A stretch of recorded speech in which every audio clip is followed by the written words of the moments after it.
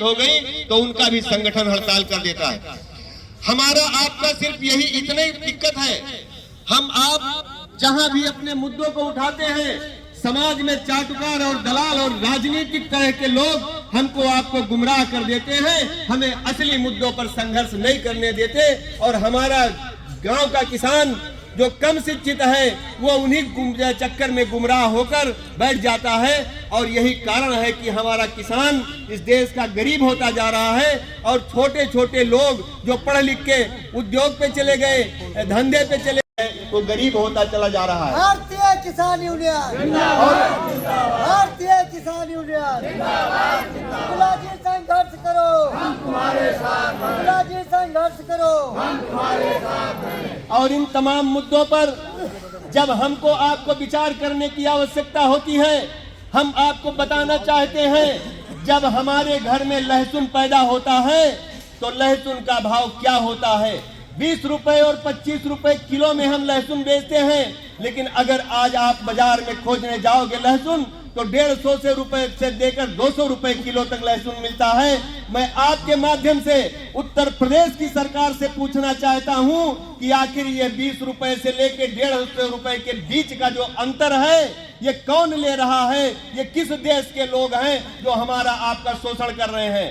हमने उत्पादन किया, हमको रुपया मिला 20, लेकिन जिसने स्टोर उसको 180 रुपए और 200 रुपए मिल रहा है।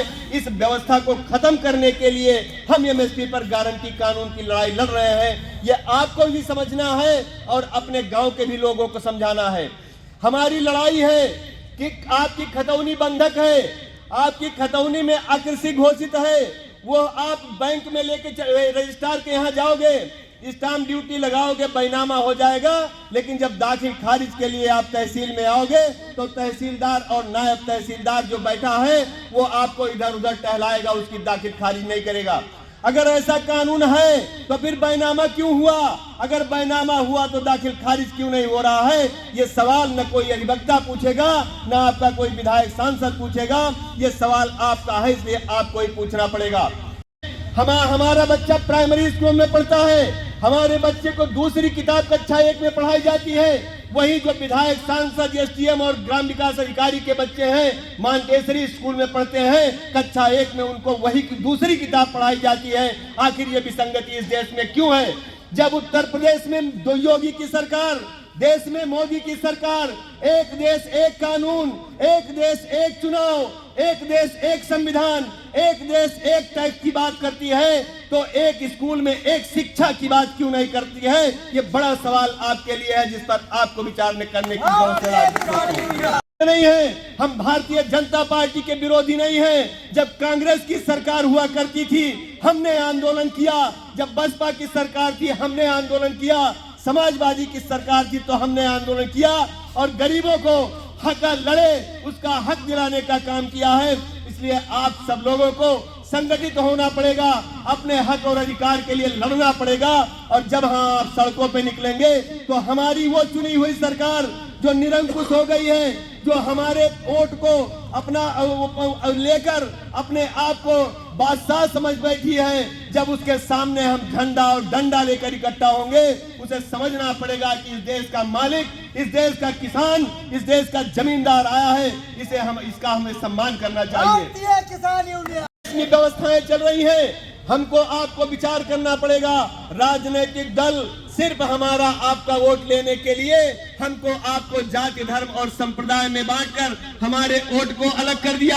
हम बैठे किसान यूनियन में हैं, लेकिन हमारा वोट हम किस जाति और बिरादरी के हैं उसके माध्यम से ये बैठे हुए नेता जोड़ लेते हैं और उसी हिसाब से चुनाव में 5 साल के बाद हमारे आपके बीच में आते हैं, डमरू बजाते हैं, हमको आपको छलकर हमारा आपका वोट लेकर चले जाते हैं। और तब तक हमारी समस्या का समाधान नहीं होगा जब तक हमारे देश का किसान, देश का नौजवान इकट्ठा नहीं होगा, देश का गरीब इकट्ठा नहीं होगा। और आपको ये भी बता दें कि किसी आंदोलन के लिए बहुत बड़े धन की जरूरत नहीं है। महात्मा गांधी का नाम आपने सुना होगा। जब देश गुलाम हुआ करता था, महात्मा गांधी बहुत गरीब व्यक्ति नहीं थे, बैरिस्टर से पढ़ के आए थे, लंदन से पढ़ के लौटे थे, बैरिस्टर थे। बड़े घराने के थे, लेकिन आपको बतावें न तो घराने से आंदोलन हुआ, न बैरिस्टर से आंदोलन हुआ, न कपड़े से आंदोलन हुआ। जब उनका आंदोलन हुआ, एक धोती पहन के, एक सोटा लेके आंदोलन हुआ। और आपको बता दें, उनको इस देश से भागना पड़ा जिनकी सत्ता सूरज उगने से लेकर अस्त होने तक हुआ करती थी। उन्होंने उस गांधी के सामने घुटने टेके और देश को आजादी मिली। मैं विनोद कुमार शुक्ला, मध्यांचल महासचिव भारतीय किसान यूनियन।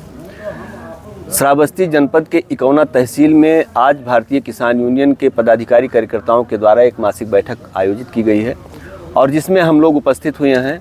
तमाम समस्याओं पे चिंतन करके, विचार विमर्श करके जो निष्कर्ष निकला है उसमें यह है कि हर पटल पे किसानों का शोषण हो रहा है। CSC इकौना सहित जितने भी स्वास्थ्य केंद्र हैं वहाँ पे सबसे पहले तो बाहरी लोगों का अत्यधिक प्रवेश है, जो दलाली के माध्यम से वहाँ पे मरीजों का शोषण हो रहा है। बाहरी दवाएं लिखी जा रही हैं, अनावश्यक जांच करवाई जा रही है बाहर से, जिसमें बड़े पैमाने पे घूसखोरी करी जा रही है। यहाँ तहसील स्तर पे जो अदालतें संचालित हैं, तहसीलदार, नायब तहसीलदार और SDM कोर्ट की, शासन में अपने छवि को बचाने के लिए कि हमने मुकदमों का अधिक निस्तारण कर दिया है, तमाम मुकदमे बगैर किसी उचित कारण के खारिज कर दिए गए। और एक ग्राफ यहाँ का घटाकर एक प्रशस्ति पत्र इनके द्वारा प्राप्त कर लिया गया। किसान अपने वाजदायर को दायर कर रहा है, उसमें भी उसके साथ हीला हवाली कर रही है। वो मुद्दे हम यहाँ पे उठाने जा रहे हैं। आपके माध्यम से हम उत्तर प्रदेश सरकार और देश की सरकार से भी ये निवेदन करना चाहेंगे कि हमारे प्राइमरी स्कूल में और मॉन्टेसरी स्कूल की शिक्षा की किताब एक कर दो। आप हमारे बच्चे को अच्छी स्कूल ना दे पाओ, ठीक है, हमें कोई दिक्कत नहीं है, लेकिन जहां विधायक जी का लड़का, जहां DM साहब का लड़का मॉन्टेसरी स्कूल में जो किताब पढ़ता है, कम से कम हमारी स्कूल की प्राइमरी स्कूल में आप वो किताब तो कम से कम लागू करवा दो। ये बड़ी समस्याएं हैं जो देश को गुमराह करने जा रही हैं। आज संवैधानिक शक्तियां जो है उनका दुरुपयोग हो रहा है। संविधान किस तरह से काम कर रहा है आप सब लोग देख रहे हैं। आप यहाँ से उठिए चले जाइए, ये बाईपास की रोड बन रही है। इकौना से कंजड़वा की मतलब वो विशेषरगंज का मार्ग बन रहा है। इकौना से बीरपुर का मार्ग बन रहा है। PWD के द्वारा सड़क के बगल में बड़ी बड़ी खाई बनाकर मिट्टी निकाली जा रही है, जबकि हमें लगता है कि आंगन में ऐसा कुछ नहीं होगा। उसमें पशु डूब जाएंगे, अगर आदमी गिर गया बरसात के मौसम में तो वो भी नहीं निकल पाएगा। और दूसरी सबसे बड़ी जो चीज़ है कि जब बरसात होगा तो वही पानी उसमें गिरेगा और वो सड़क फिर से मतलब उसमें सड़क की भी नुकसान हो जाएगी। तो ऐसी स्थिति में जो व्यवस्था है उसका पूरी तरह से दुरुपयोग हो रहा है। छुट्टा जानवर की तो हम बात ही अब नहीं करते, क्योंकि सड़क पे हमारे जो छुट्टा जानवर घूम रहे हैं वो कम से कम हिष्ट पुष्ट तो हैं। गौशालाएं इनकी बधशाला के रूप में काम कर रही हैं। वहाँ पे रोज 4-6 पशु मर रहे हैं, जिसकी कोई जांच करने वाला नहीं है, जिन्हें कोई देखने वाला नहीं है। हमारी गौमाता श्राप दे रही है, गौमाता हमारी परेशान है आज की डेट में, उन्हें कोई देखने वाला नहीं है। हम आपके माध्यम से इस बिंदु पर भी चाहेंगे कि सरकार और प्रशासन का ध्यान आकृष्ट हो, शिक्षा पे ध्यान आकृष्ट हो। विकास कार्य में बड़े पैमाने पर भ्रष्टाचार है।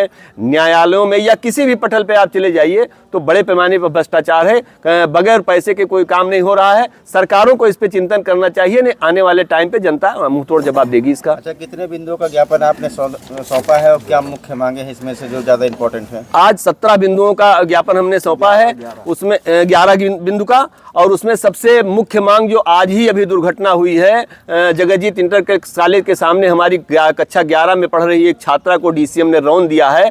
दर्दनाक मौत उसकी हो गई है। मृत आत्मा के प्रति और उनके परिवार के प्रति हमारी पूरी संवेदना है। और हम श्रावस्ती के प्रशासन से चाहेंगे कि तत्काल वहाँ पे ब्रेकर बनवाया जाए, अन्यथा किसान यूनियन को उसके लिए लड़ना पड़ेगा। हमारे इसमें पूर्व में जो ज्ञापन थे, तमाम सरकारी भूमि जो है, नाला है, तालाब है, चक्रोट है, वो अवैध तरीके से कब्जाग्रस्त है, उसको हटाने के लिए हमने दरखास्त दिया। वो सारे फर्जी रिपोर्ट हैं कि हमने सब खाली करा दिया है, जबकि सब के सब वहाँ पे अवैध अतिक्रमण है।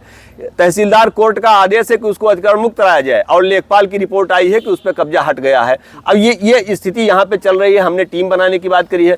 स्वास्थ्य में जो भ्रष्टाचार है, जो बाहर की दवाएं लिखी जा रही हैं और बाहरी लोगों का वहाँ पे आधिपत्य है उनको, और साथ ही साथ जो कर्मचारी ड्यूटी नहीं करते हैं, बगैर ड्यूटी के पैसा लेते हैं, उनको ड्यूटी पर भेजने के लिए हमने रिक्वेस्ट किया है। यही सब बिंदु लेके आज हम ज्ञापन दे रहे हैं। आज ये हमारे 17 तारीख की जो है मासिक पंचायत है। हमारा एक बहुत छोटा सा परिचय है। सोम शर्मा, देवी पाटन मंडल सचिव के पद पे मैं कार्य कर रहा हूँ भारतीय किसान यूनियन टिकैत से। ऐसा है कि इसमें मेन समस्या इस तरीके से है कि इस समस्या को ये जो अधिकारी कर्मचारी जिम्मेदार बैठे हैं वही हमें बार बार हमारे किसान यूनियन और किसानों को बैठने के लिए मजबूर करते हैं। इसीलिए उस समस्या का अगर समुचित जो है निदान हो जाए तो हमें आना न पड़े। हम कई महीने से लगातार खंड विकास अधिकारी को और एसडीएम इकोना को ज्ञापन दिया गया गौशाला के बारे में। अभी हमारे यहाँ नज़दीक ले लीजिए जो है मधनगर मनोहरपुर गौशाला है, लगभग 3 दिन से वहाँ चारा नहीं है। एक अधिकारी जांच करने के लिए कल भी गए थे, उनके पहुँचते भी वहाँ चारा नहीं है। अभी तक चारा आया या नहीं आया, 2-3 दिन से चारा नहीं है। वो काम क्या करते हैं, गौशालाओं को छोड़ देते हैं।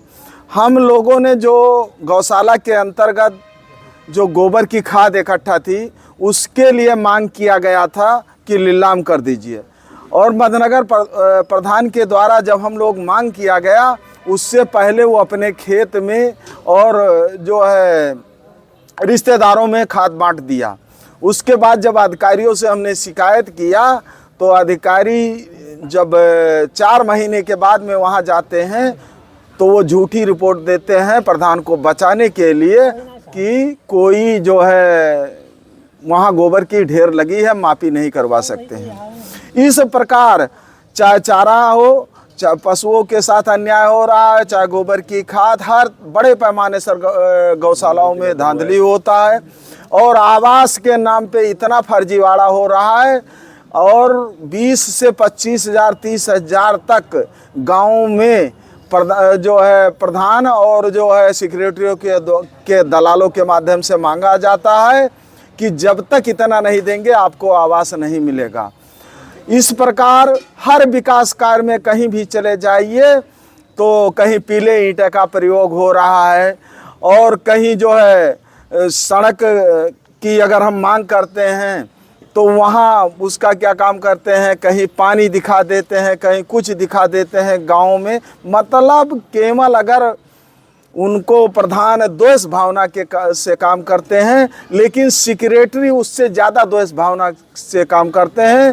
तमाम जगह इंडिया नल जो हैंड पाइप का रिबोर हुआ नहीं, लेकिन रिबोर के नाम से पैसा खारिज कर दिया, और मौके पे इन अधिकारियों के द्वारा जांच करने के बाद में भी जो है उस सेक्रेटरी के ऊपर कार्रवाई नहीं की जा रही है। रही तहसील के अंतर्गत चाहे एसडीएम न्यायालय हो, चाहे नायब न्यायालय हो, चाहे तहसीलदार न्यायालय हो, हमने देखा है और कई लोगों से जाकर के जो बात दायर 5-5 साल 6-6 साल बाद दायर नहीं स्वीकार किया जाता है और ना नियमित अदालत चलाया जाता है, क्योंकि हम देख रहे हैं महीने में 4-6 दिन नियमित अदालत चलती है। तो ये हम जिला प्रशासन और शासन से मांग करना चाहते हैं कि किसी भी दशा में अवकाश के दिन छोड़ करके बकिया प्रतिदिन एसडीएम न्यायालय, तहसीलदार न्यायालय, नायब न्यायालय बराबर चलना चाहिए और किसानों के समस्या का निस्तारण गुणवत्तापूर्वक होना चाहिए।